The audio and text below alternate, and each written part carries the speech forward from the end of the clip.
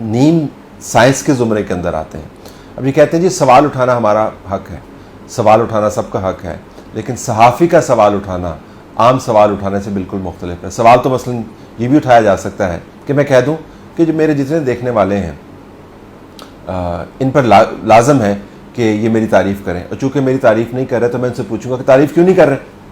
سوال تو ہے نا کہ تعریف کیوں نہیں کر رہے, لیکن اس کی کوئی بنیاد نہیں ہے. آپ کسی پر الزام لگا دیں کہ مجھے پتا تم کرپٹ ہو اور اب تمہیں قرار باقی سزا ملنی چاہیے, مجھ سے یہ نہ پوچھو میں تمہیں کیوں کہہ رہا ہوں کہ تم کرپٹ ہو, لیکن میں اب تم سے سوال پوچھ رہا ہوں کہ تمہیں سزا کیوں نہیں ملنی چاہیے. تو سوال تو میں پوچھ رہا ہوں, لیکن اس سوال کی وقت کیا ہے. اگر آپ یہ کہنا شروع کر دیں کہ پاکستان کے اندر سازش ہوئی ہے, شواہد مجھ سے نہ مانگے لیکن مجھے پتہ ہے سازش ہوئی ہے, اور سازش ہوئی ہے تو اب آپ بتائیں کہ سازش کیوں کی گئی ہے. سوال تو آپ پوچھ رہے ہیں, یہ صحافیانہ سوال نہیں ہے.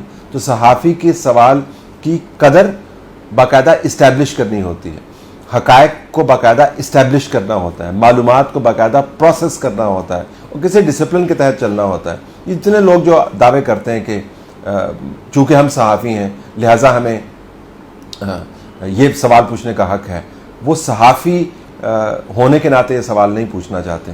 وہ بس سوال پوچھنا چاہتے ہیں کیونکہ ذاتی مفادات اس کے اندر موجود ہوتے ہیں, پارٹی کی لائنز اس کے اندر موجود ہوتی ہیں, اس کے اندر ذاتی مفاد اور پارٹی لائنز کے علاوہ ڈائریکشنز موجود ہوتی ہیں. بتایا جاتا ہے کہ آپ نے اس قسم کی لائن لینی ہے, اور اب تو یہ خود مانتے ہیں کہ ان کو باقاعدہ لائن دی جاتی تھی. تو جو لوگ یہ کہتے ہیں کہ ہمیں کہا جاتا تھا اور ہم بول رہے تھے, تو اس طرح تو کرائے کے اوپر آوازیں جب آپ لے لیتے ہیں تو کرائے کی آوازیں صحافیوں کی آوازیں تو نہیں ہوتی. اس ڈسپلن کے اصول کو جب آپ وائلیٹ کرتے ہیں اور طاقت کے کھیل کا حصہ بن جاتے ہیں تو طاقت کے کھیل کے اصول لاگو ہونے لگتے ہیں. اس کے باوجود میں آپ کو بتاؤں کہ یہ جو رویے ہیں کہ طاقت کے اصول میں کھڑے لوگ بھی اگر گرفتار اس طریقے سے ہوں تو میں اس کی مذمت کرتا ہوں اور کرتا رہوں گا. تو لہٰذا میرا پوائنٹ آف ویو عمران ریاض کی گرفتاری کے اوپر یہ ہے کہ یہ نہیں ہونی چاہیے تھی, اس کی کوئی بنیاد نہیں ہے. اور اتنے درجن سے زیادہ مقدمے ہیں اس کے اوپر, کتنی ایف آئی آریں جو ہیں وہ کافی ہیں, اور یہ ایف آئی آریں جو ہیں جو پرانے لوگوں کے اوپر ایف آئی آریں ہوتی ہیں اس سے کس طرح مختلف ہیں. اب آئیے کہ صحافت کے نام پر اور صحافت کے نام کو استعمال کر کے جب آپ کام کرتے ہیں تو پھر آپ کے تضادات واضح انداز سے نظر آتے ہیں. کسی معصوم بچی کا قتل ہو جاتا ہے, اس کی گردن تن سے جدا ہو جاتی ہے, اور ایک پوائنٹ آف ویو آپ دینے لگ جاتے ہیں کہ اس کے اندر تو بڑی گہری سازش ہے, اور آپ جو وکٹم ہے اس کو مورد الزام ٹھہرانے لگ جاتے ہیں. کسی کے گھر سے آپ یا جیب سے افیون نکلوا دیتے ہیں, کسی کے اوپر آپ قتل کی تہمت لگا دیتے ہیں, کسی کو آپ غدار اور ننگے وطن قرار دے دیتے ہیں, اور پھر جب فوج کے اوپر تنقید پر قانون بنتا ہے اور سب کو پتہ ہے کہ وہ قانون غلط استعمال ہو سکتا ہے تو پھر آپ اس کا دفاع بھی کرتے ہیں.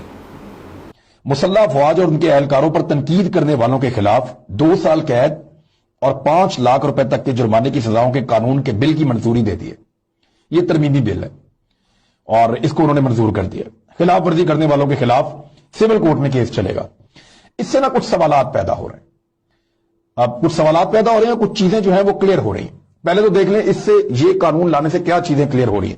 نمبر ایک تو یہ کلیئر ہو رہا ہے کہ منصوبہ بندی کے تحت بائی ڈیزائن افواج پاکستان کے اوپر تنقید کا یا حملے کا ایک سلسلہ جاری ہے.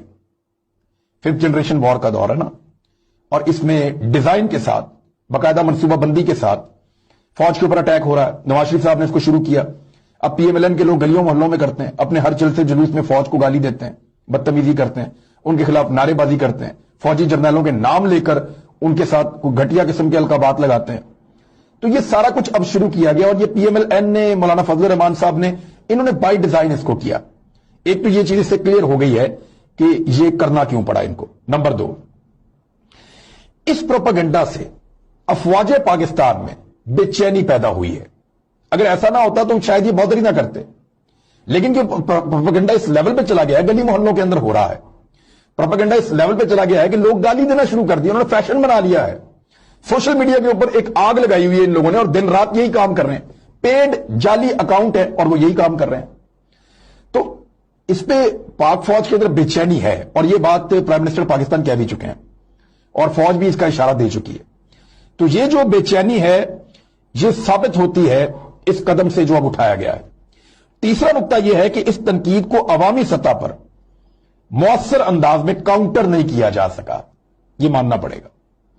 जो लोग फौज पे तनकीद करते हैं या फौज को गाली देते हैं, फौज को प्रोटेक्ट करने वाले या फौज से प्यार करने वाले लोग उनको मौसर जवाब नहीं दे पाए, या फौज के पास, इदारे के पास, ISPR के पास कोई ऐसा मैकेनिज्म नहीं था कि वो तगड़ा जवाब देते इनके मीडिया सेल्स को, या इनको बेनकाब करते, या इनके प्रोपेगेंडे को रोक सकते।